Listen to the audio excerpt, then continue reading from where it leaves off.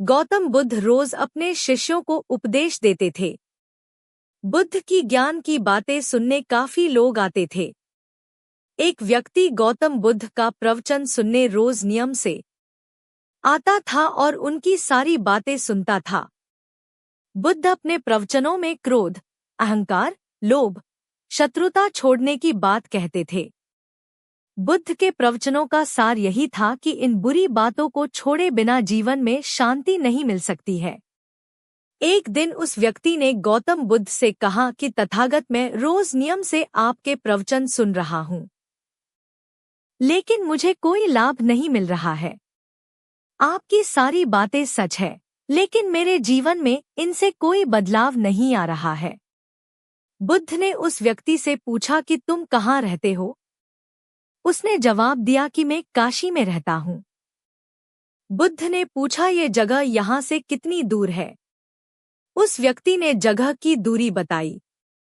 इसके बाद बुद्ध ने फिर पूछा, तुम वहाँ कैसे जाते हो?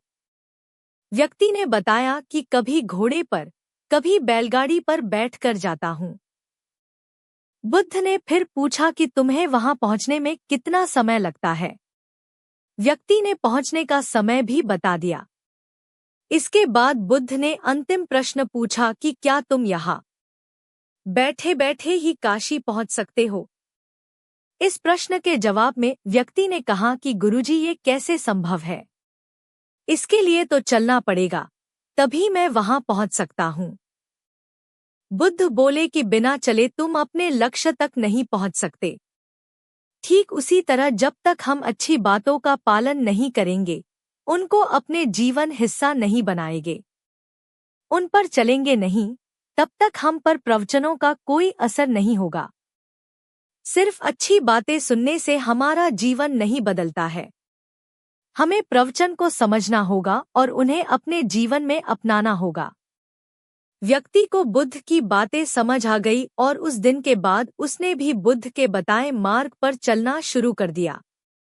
बुद्ध के प्रवचनों से व्यक्ति की सोच बदल गई और उसका मन शांत हो गया। इस छोटी सी कहानी की सीख यह है कि अगर हम मन शांत करना चाहते हैं, तो हमें क्रोध, लोभ, मोह, अहंकार को तुरंत छोड़ देना चाहिए। इन बुराइयों की वजह से हमारा मन अशांत रहता है। शांत